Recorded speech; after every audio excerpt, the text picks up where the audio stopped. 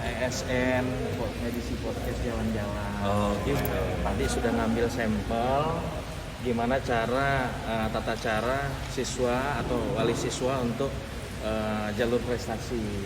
Nah, ini kebetulan kepanitiaan yang khusus untuk taktis ya. Taktis.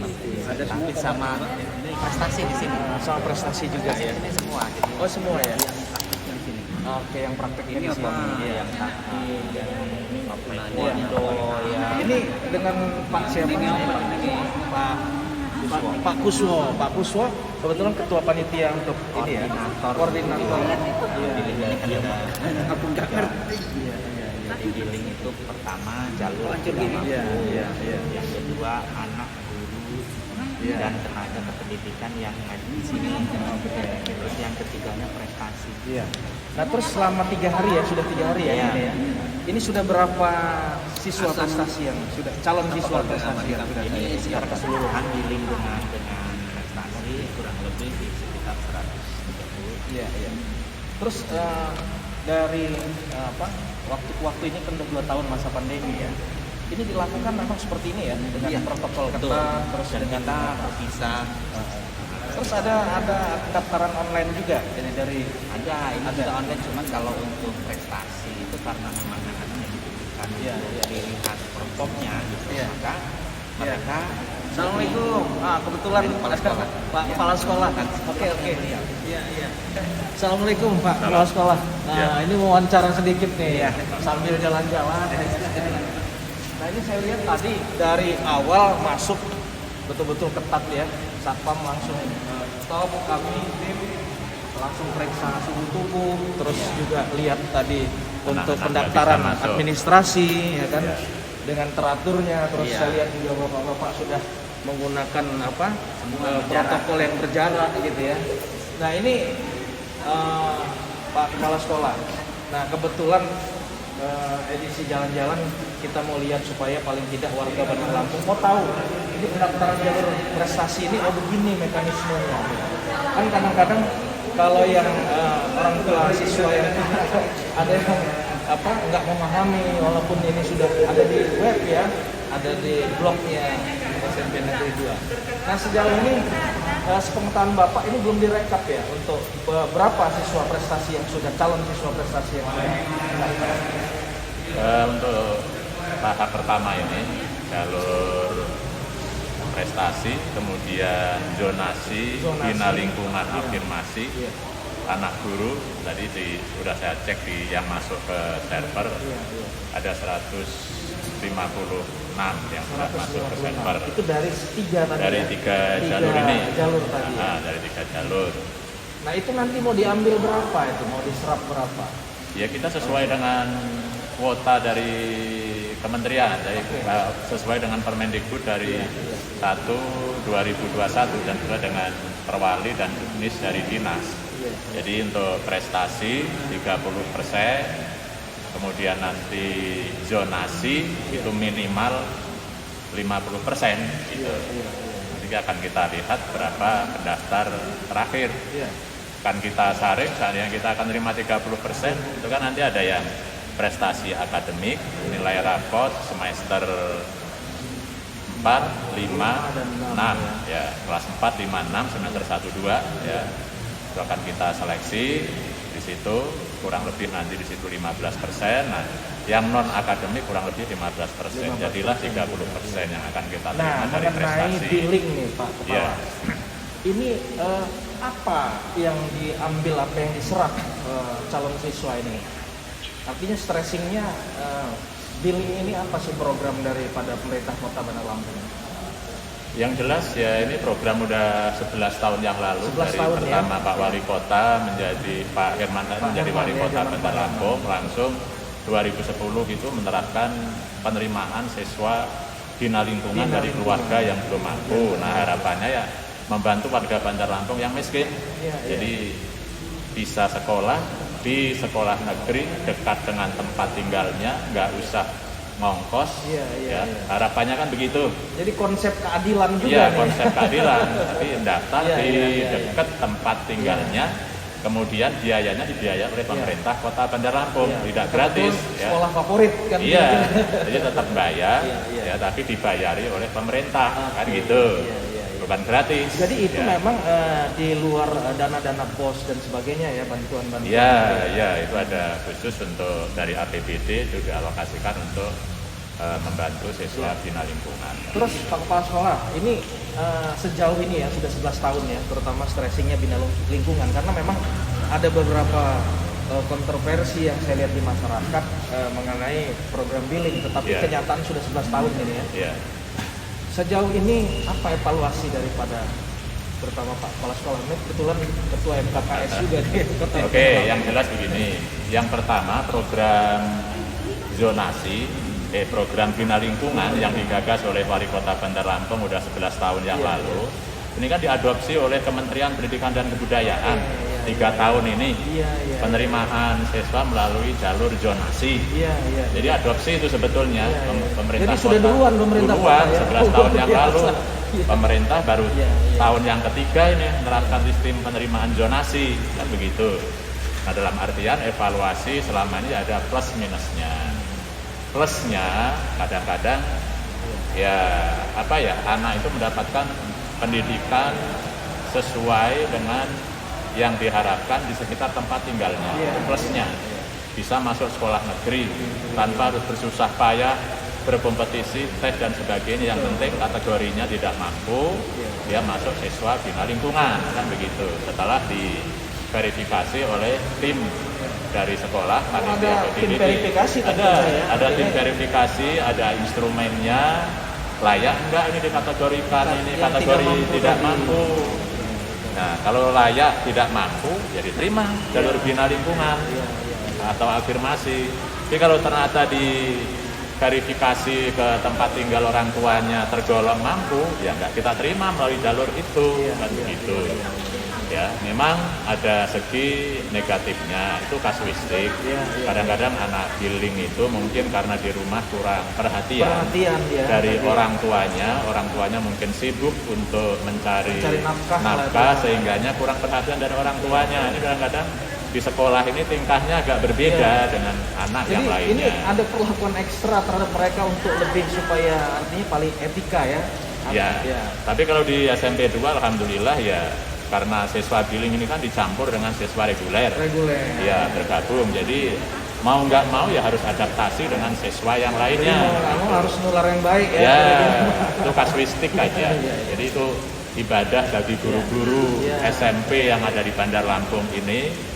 Kalau anak-anak yang belum mampu, kurang mampu itu masuk ke sekolah negeri, kemudian bisa diberikan pelayanan yang terbaik, terutama adalah dari segi etika dan juga prestasinya, itu kan ladang ibadah bagi teman-teman guru yang ada di sekolah. Pak Kepala Sekolah ini kan salah satu wujud bentuk pendidikan, pemerataan pendidikan di Indonesia, terutama di Kota Bandar Lampung.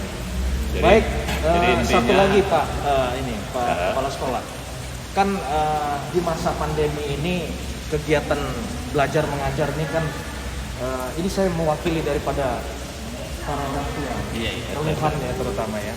Kalau di kota-kota kan it's okay lah, nggak ada masalah jaringan internet dan sebagainya, ya kan gitu. Nah tetapi bagi yang di kampung-kampung, ya kan gitu, banyak sekali kesulitan mereka dari sekolah daring. Nah kembali ke Kota Bandar Lampung, sejauh ini saya rasa tidak ada masalah ya Pak ya untuk proses belajar mengajar dari online, sistem online ini. Atau ada hal yang terutama di SMP Negeri 2 Bandar Lampung? Ya kalau di SMP Negeri 2 relatif alhamdulillah berjalan lancar. Ya ada itu kasuistik, anak-anak mungkin ya karena orang tuanya kerja tertidur. Nah akhirnya kan dari kesiswaan SMP 2 harus jemput ke rumah bangunin, kan begitu. Ya itu kasuistik. Enggak banyak ya? Enggak banyak. Jadi kalau dilihat dari siswa SMP 2 900 kurang lebih 920-an siswa itu ya 0, sekian persen lah, nggak ada 1% yang begitu gitu. Jadi kalau untuk SMP 2 alhamdulillah ya relatif daring ini ya bisa berjalan dengan maksimal karena memang kita sudah berupaya semaksimal mungkin, terutama dengan teamwork yang ada di sekolah, kemudian dengan orang tua itu juga ada grup WA khusus kan gitu, juga ada guru pembimbing akademik yang ada di sekolah ini untuk bimbing anak-anak itu, memperhatikan anak-anak. Nah sehingganya anak-anak yang dalam proses tatap muka daring itu kurang aktif, itu dari sekolah turun. Pak Marwan kesiswaan selalu turun dia kalau ada anak yang kasuistik agak males ya. Artinya turun, jemput bola ya? Jemput bola. Jemput bola. Datang nih ke rumahnya. Betul. Kadang juga orang tuanya masih tidur, udah jam 8 orang tuanya tidur, anaknya tidur, ya diketok pintunya, dibangunin kan begitu sampai sejauh itu. Nah terus ini lagi keluhan dari orang tua. Kami nih para orang tua kadang-kadang kan waktu sekolah yang tatap muka saja kan kadang-kadang penyerapan ya tentang tutorial materi yang diberikan oleh guru ini kadang-kadang juga nggak sampai 80% ya. Nah ini dengan daring apa evaluasi dari Pak Kepala Sekolah, terutama SMP Negeri 2 Bandar Lampung? Kita memakai kurikulum darurat ya. Pandemi COVID-19 yang diterapkan oleh kementerian di era COVID-19 ini, memang materi-materi yang esensial yang itu harus disampaikan kepada anak-anak dalam proses pembelajaran daring ini. Nah materi-materi cakupan kurikulum dalam satu semester yang lainnya yang melalui penugasan-penugasan anak-anak gitu. Jadi kalau di SMP 2 ya sepertinya apa yang sudah digariskan oleh kementerian, jadi kurikulum di era daring di COVID-19 ini alhamdulillah itu bisa tersampaikan semuanya. Artinya mencapai target. Ya, mencapai target. Nah, anak-anak mungkin daya serapnya berbeda, mungkin kasuistik juga. Ya. Ada yang ngikutinya mungkin kurang serius kan begitu di rumah. Bisa jadi kan? Nah, itu variatif. Tapi tetap anak-anak yang berprestasi ya tetap dia artinya berprestasi tetap gitu. Ada jalinan kerjasama Ada. antara orang tua dan Ya. guru ya.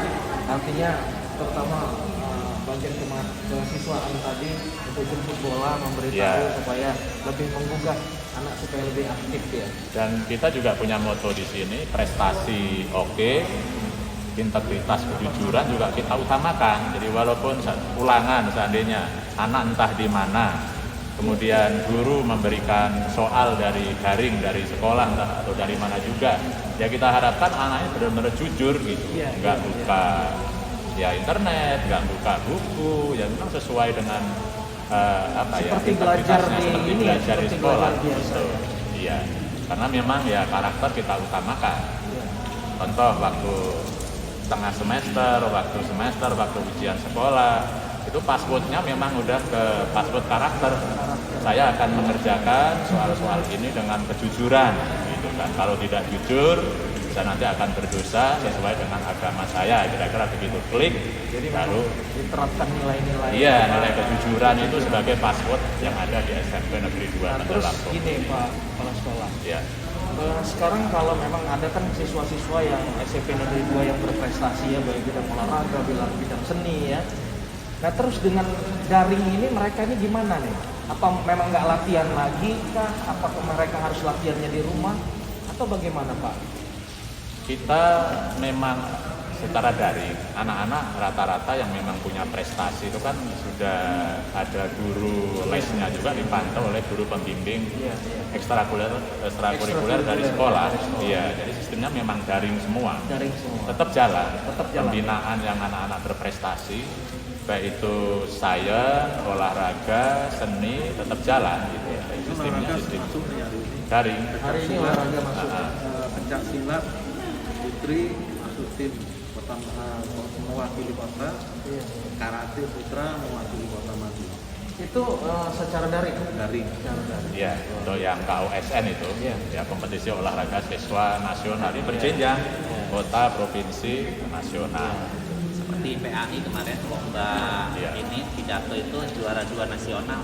Pada sistem daring gitu. Iya. Ya tetap daring, kita optimalkan. Ini terakhir nih Pak Ya. Kepala Sekolah. Ini kan orang banyak sekali ya, terutama Kota Bandar Lampung ini ingin sekali anaknya sekolah di SMP Negeri 2. Di ini supaya sahabat DSN tahu apa nih keunggulan sih ya kan SMP Negeri 2 yang favorit ini apa saja nih Pak? Coba dieksplor. SMP 2 memang apa ya, punya moto seperti yang di depan Iya, itu. iya, iya. Jadi bio, semangat dan disiplin. Jadi berakhlak, beretika, kemudian semangat dan disiplin itu selalu kita tegakkan di sini. Tanamkan di Iya, situ ya. baik itu akademik maupun non akademik. Kemudian kita mengedepankan juga keimanan dan ketakwaan. Ini yang kita apa ya istilahnya kolaborasikan ya di sekolah ini antara prestasi akademik dan juga keimanan dan ketakwaan ya. Jadi di sini memang ada program khusus terkait dengan peningkatan keimanan dan ketakwaan. Kalau prestasi kan udah oke memang udah oke, yes artinya, dari dulu ya, kalau dari dulu prestasi sudah kan begitu, ya. nggak diragukan, tapi supaya ini apa ya lulusannya itu betul-betul menjadi lulusan yang unggul berkarakter di tahun 2045 nanti ya calon pemimpin 2045 memang kita bekali dengan karakter yang maksimal gitu. Jadi ada di sini kalau tatap muka itu ya sebelum belajar kita awali dengan sholat duha yang beragama Islam semua ke masjid. Jam 7 itu udah di masjid untuk sholat duha dulu. Yang non Islam juga kita ada pembina khusus karena ini sekolah negeri kan. Ada pembelajaran khusus juga terkait dengan kitab sucinya masing-masing. Baru nanti 7.20 masuk kelas mulai proses pembelajaran. Kemudian jam 12 lewat masuk zuhur semua ke masjid lagi yang Islam sholat zuhur. Kemudian Jumat juga anak-anak yang laki Jumatan di masjid. Kemudian yang perempuan di sini dibina keputrian keagamaan khusus putri di sini. Dan di SMP 2 sudah tahun ketiga ini ada kelas tahfiz. Oh, ada kelas tahfiz. Iya, ada kelas tahfiz. Nah, ini tahun ketiga nih. Baru tahun ketiga ini naik kelas 3. Nah, ini antusias masyarakat nampaknya tinggi sekali untuk menyekolahkan anaknya ke SMP 2 ini salah satunya karena ada program kelas tahfiz ini. Ya, sekarang banyak itu kan lagi tes tahfiz itu. Iya. Ini Itu masuk ke sini. guru-gurunya guru-guru kita juga. Iya, ya? guru kita di sini. Itu lagi tes tahfiz itu. Betul. Jadi mau daftar ke sini melalui jalur tahfiz. Jadi anak-anak udah banyak yang hafal 3 juz, ini yang kelas 7 aja ada yang 3 juz ya udah.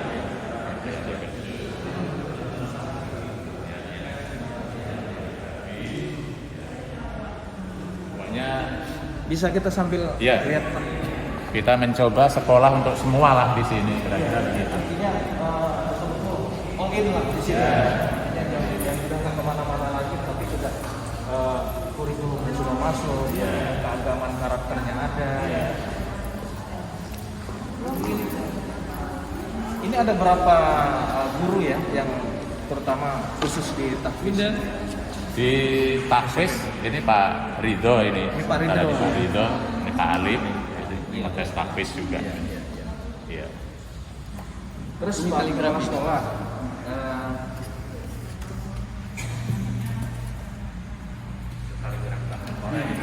Iya, ada kaligrafi yang Nah, Pak Kepala Sekolah, ini apa sih harapan kepada pertama pemerintah Kota Bandar Lampung? Udah sejauh mana nih?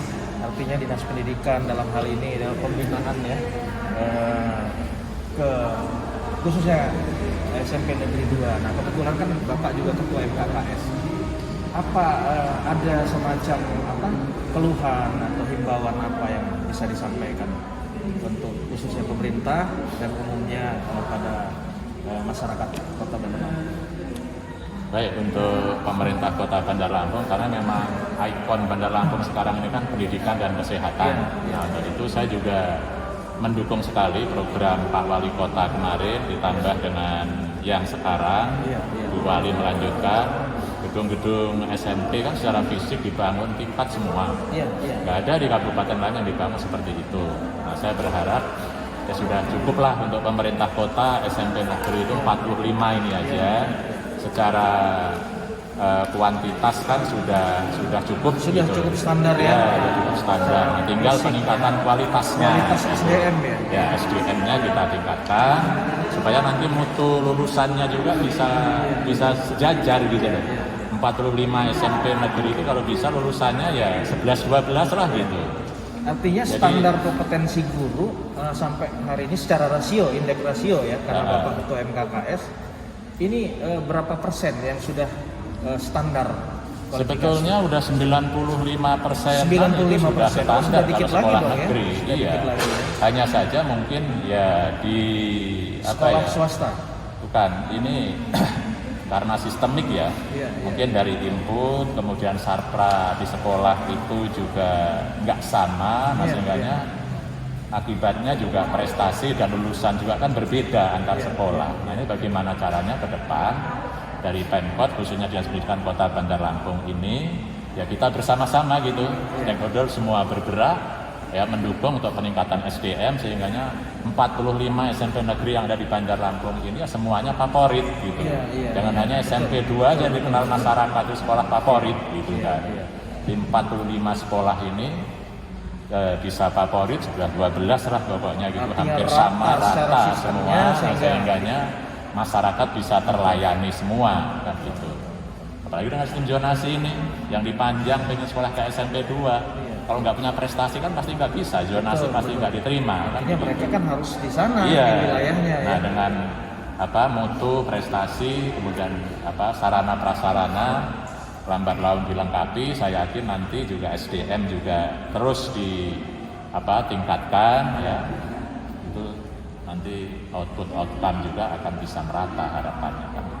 Baik, Iya. terima kasih Pak Kepala Sekolah, Pak Dr. M. Badrun, Ketua MKKS Kota Bandar Lampung, dan Bapak-Bapak sekalian, Pak Kuswo dan Pak Marwan Kuswo wakil. dan Pak Marwan. Iya.